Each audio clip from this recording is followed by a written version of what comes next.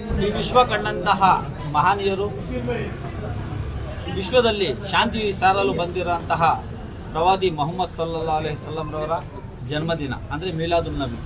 ಹಾಗಾಗಿ doctor APJ Abdul Kalam foundation, all India Milli council ಮತ್ತು ಅಲ್ಲಿಪಿನ ನನ್ನ ಮಿತ್ರರಾದಂತಹ ಮೌಲಾನಾ ಜಾಹಿದ್ ರಜಾರ್ ಅವರು, ನಾತಿಕ್ ಅಲೀರ್ ಅವರು, ಅದೇ ರೀತಿ ನಮ್ಮ ಜರಾರ್ ಹುಸೇನ್ ರವರು, ಅಲಿ ಅಬ್ಬಾಸ್ ರವರು, ಅದೇ ರೀತಿ ಎಲ್ಲ ನನ್ನ ಆತ್ಮೀಯ ಮಿತ್ರರಾದಂತಹ ಅಜೀಮ್ ರವರು, ರಾಜಶೇಖರ್ ರವರು ಎಲ್ಲರೂ ಸೇರಿ ಇವತ್ತು ನಾವು ಪ್ರತಿ ವರ್ಷದಂತೆ ಇವು ನಮ್ಮ ಜಿಲ್ಲಾ ಆಸ್ಪತ್ರೆಯಲ್ಲಿ ಒಳ ಮತ್ತು ಹೊರ ರೋಗಿಗಳಿಗೆ ಹಣ್ಣು ಹಂಪಲು ವಿತರಿಸೋದ್ರ ಮುಖಾಂತರ ಕಾರ್ಯಕ್ರಮವನ್ನು ಪ್ರಾರಂಭ ಮಾಡಿದ್ದೇವೆ.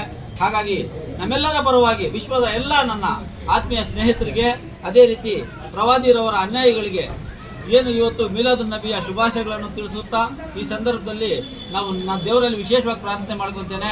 ನಾವು ಅಣ್ಣ ತಮ್ಮಂದ್ರು, ನಮ್ಮ ದೇಶ ಶಾಂತಿ ದೇಶ. ಯಾಕಂದ್ರೆ ವಿಶ್ವದಲ್ಲೇ ಶಾಂತಿ ಪ್ರಿಯತೆಗೆ ಹೆಸರಾಗಿರೋ ದೇಶ ಯಾವುದಾದ್ರು ಇದ್ರೆ ಅದು ನಮ್ಮ ಭಾರತ ದೇಶ.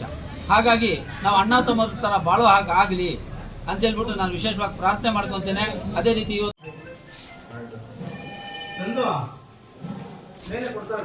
ಜಿಲ್ಲಾ ಕಾರಾಗೃಹದಲ್ಲಿ ಕೈದಿಗಳಿಗೆ ಮಧ್ಯಾಹ್ನದ ಊಟದ ವ್ಯವಸ್ಥೆ ಕೂಡ ಮಾಡಿರುತ್ತೇವೆ. ಅದೇ ರೀತಿ ಮಧ್ಯಾಹ್ನ 2 ಗಂಟೆಗೆ ನಮ್ಮ ಆಫೀಸ್ ಬಳಿ ನನ್ನ ಆತ್ಮೀಯರೆಲ್ಲರೂ ಸೇರಿ ನಮ್ಮ ಗುರುಗಳಿಂದ ಒಂದು ಪ್ರವಚನ ಇಟ್ಕೊಂಡು ಅವ್ರಿಗೆ ಊಟದ ವ್ಯವಸ್ಥೆ ಕೂಡ ಮಾಡಿರುತ್ತೇವೆ. ಈ ಸಂದರ್ಭದಲ್ಲಿ ದೇವರು ನಮ್ಮ ದೇಶದ ಜನ ಎಲ್ಲರಿಗೂ ಆಯುಷ್ಯ ಆರೋಗ್ಯ ಕೊಟ್ಟು ಕಾಪಾಡಲಿ. ಯಾಕಂದ್ರೆ ನಮ್ಮ ಪ್ರವಾದಿರವ್ರು ಹೇಳಿರೋದು, ನಾನು ರಹಮತುಲ್ ಆಲಮೀನ್ ಆಗಿ ಬಂದಿದ್ದೇನೆ, ನಾನು ರಹಮತುಲ್ ಮುಸ್ಲಿಮೀನ್ ಆಗಿ ಬಂದಿಲ್ಲ. ಯಾಕಂದ್ರೆ ಬರೀ ಮುಸಲ್ಮಾನರಿಗೋಸ್ಕರ ನಾನು ಹುಟ್ಟಿಲ್ಲ ಅಂತ ಹೇಳಿದ್ದಾರೆ.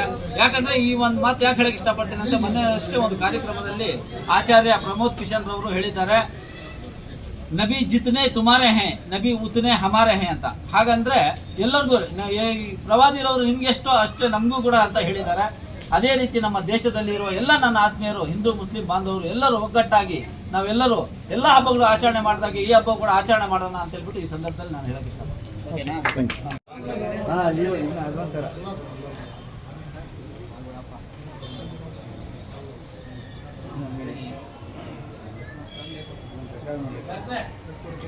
Okay sir.